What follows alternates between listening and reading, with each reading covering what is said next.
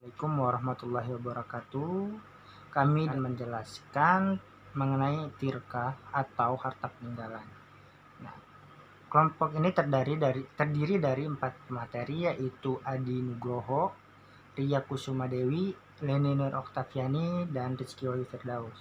Materi pertama yaitu tentang kewarisan menurut hukum Islam. Dalam pasal 171 KHI ada beberapa ketentuan mengenai kewarisan ini.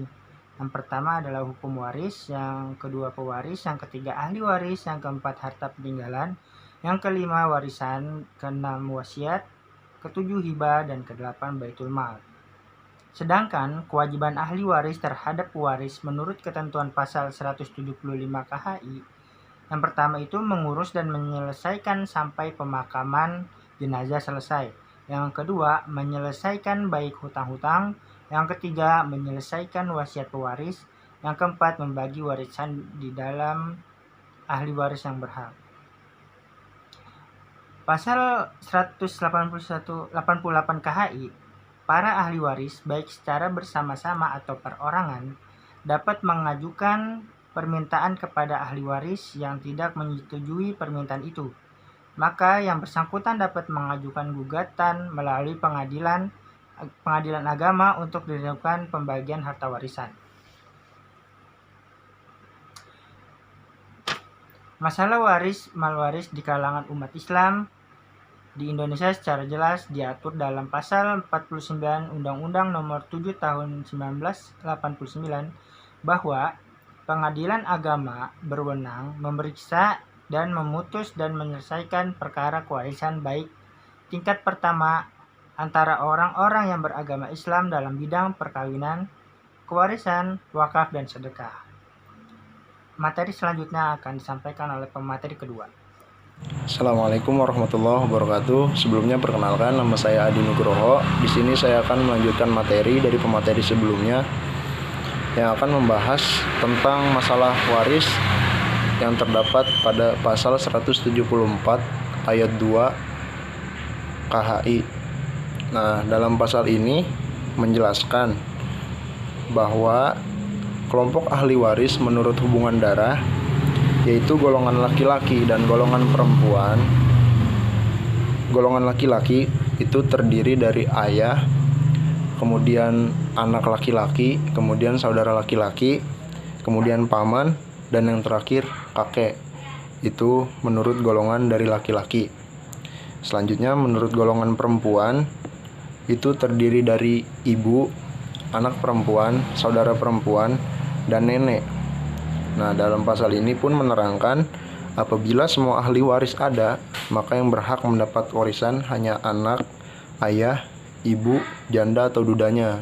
Jadi apabila ahli waris itu ada yang berhak ataupun semuanya ada, jadi yang berhak itu hanya dari pihak anak, ayah, ibu, janda atau dudanya. Jadi apabila yang 4 tadi disebutkan ada, maka ahli waris dari pihak paman, kakek maupun nenek itu tidak mendapatkan ataupun terhalang. Jadi gitu.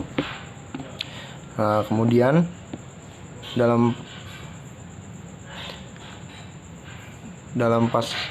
kemudian perlu diketahui bahwa jika pewaris meninggalkan ibu, maka semua nenek itu terhalang. Jadi sebagaimana yang saya bilang tadi, apabila ada keempat tadi, maka dari salah satunya itu terhalang. Jadi misalkan dari si pewaris itu masih ada ibu, maka warisan tidak sampai ke nenek.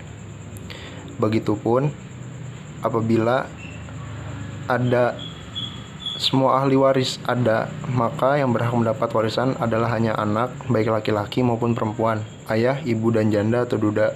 Sedangkan ahli waris yang lain terhalang atau mahzub. Begitu menurut pasal 174 ayat 2 KHI. Mungkin itu saja. Selanjutnya akan dilanjutkan oleh pemateri berikutnya. Baik, sebelumnya perkenalkan, nama saya Ria Kusuma Dewi dengan NIM 201130122. Di sini saya akan melanjutkan penjelasan materi dari saudara Adi Nugroho, yaitu mengenai sistem hukum kewarisan menurut KUH Perdata. Menurut Kitab Undang-Undang Hukum Perdata, ada 2 cara untuk mendapatkan warisan, yaitu yang pertama, sebagai ahli waris menurut undang-undang, yang kedua, karena ditunjuk dalam surat wasiat atau testament. Cara yang pertama dinamakan mewarisi menurut undang-undang atau ad intestato, dan cara yang kedua dinamakan mewarisi secara testamenter. Dalam hukum waris berlaku suatu asas bahwa hanyalah hak-hak dan kewajiban-kewajiban dalam lapangan hukum kekayaan harta benda saja yang dapat diwariskan. Dengan kata lain, hanyalah hak-hak dan kewajiban yang dapat dinilai dengan uang saja. Bila orang yang meninggal dunia tidak membuat testament, maka dalam Undang-Undang Hukum Perdata ditetapkan pembagian warisan sebagai berikut. Yang pertama, berhak mendapat warisan yaitu suami atau istri dan anak-anak masing-masing berhak mendapat bagian yang sama jumlahnya. Pasal 852 BW.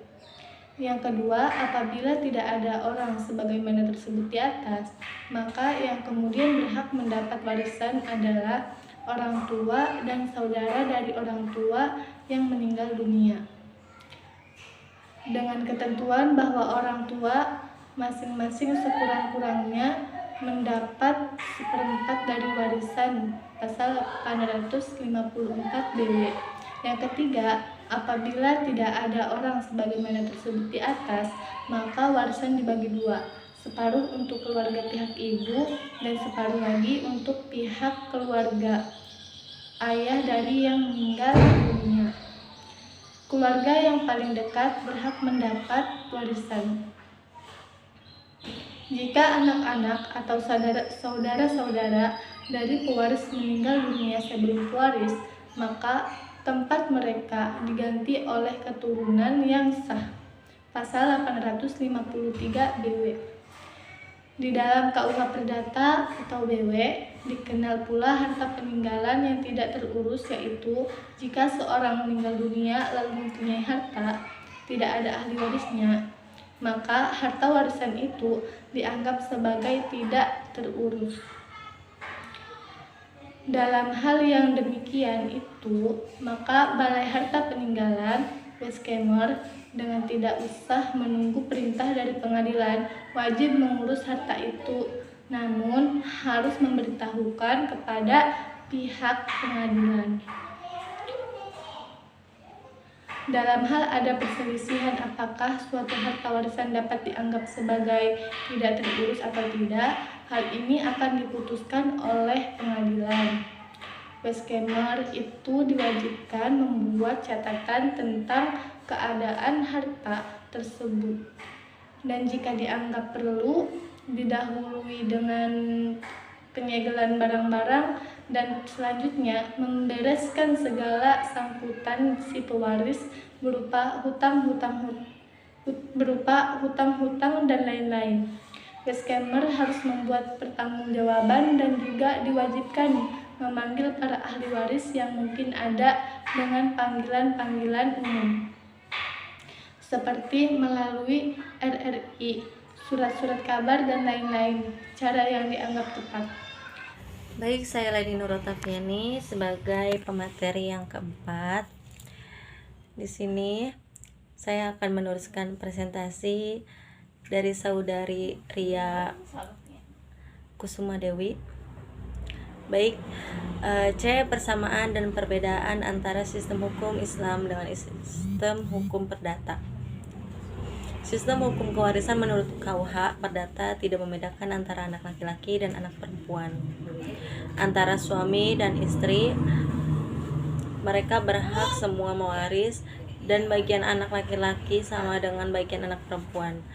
Bagian seorang istri atau suami sama dengan bagian anak. Apabila dihubungkan dengan sistem keturunan, maka KUH Perdata menganut sistem keturunan bilateral, di mana setiap orang itu menghubungkan dirinya dengan keturunan ayah maupun ibunya. Artinya, Ahli waris berhak mewaris dari ayah jika ayah meninggal, dan berhak mewaris dari ibu jika ibu meninggal. Berarti ini ada persamaan dengan hukum Islam. Persamaannya apabila dihubungkan antara sistem hukum waris menurut Islam dengan sistem kewaris menurut KUH Perdata, baik menurut KUH Perdata maupun menurut hukum kewaris Islam, sama-sama menganut sistem kewarisan individual. Artinya, sejak terbukanya waris, meninggalnya pewaris, harta warisan dapat dibagi-bagi pemiliknya antara ahli waris. Tiap ahli waris berhak menuntut bagian warisan yang menjadi haknya. Jadi sistem kewarisan yang dianut oleh KUH Perdata adalah sistem kewarisan individual bilateral. Sedangkan perbedaannya adalah terletak pada saat pewaris meninggal dunia. Maka harta tersebut harus dikurangi dulu pengeluaran-pengeluaran antara lain. Apakah harta tersebut sudah dikeluarkan zakatnya, kemudian dikurangi untuk membayar hutang, atau merawat jenazahnya dulu, setelah bersih baru dibagi kepada ahli waris.